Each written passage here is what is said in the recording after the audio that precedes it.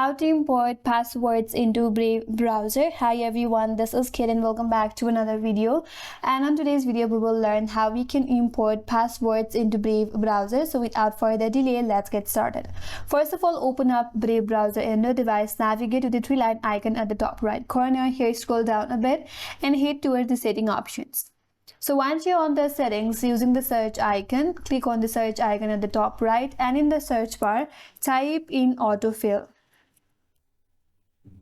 Then click on Password Manager. Once you're on the passwords, you will find all of your saved password here in this interface.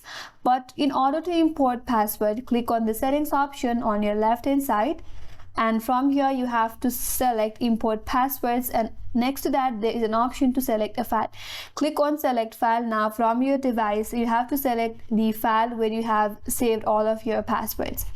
Once you're done, click on open. After you do that, all your saved passwords will be imported into Brave browser, and you will find the password right under the section that is passwords. And that's all for today's video. Hope this video was helpful, and if you are new to our channel, consider subscribing. Thank you for watching and stay tuned for more videos.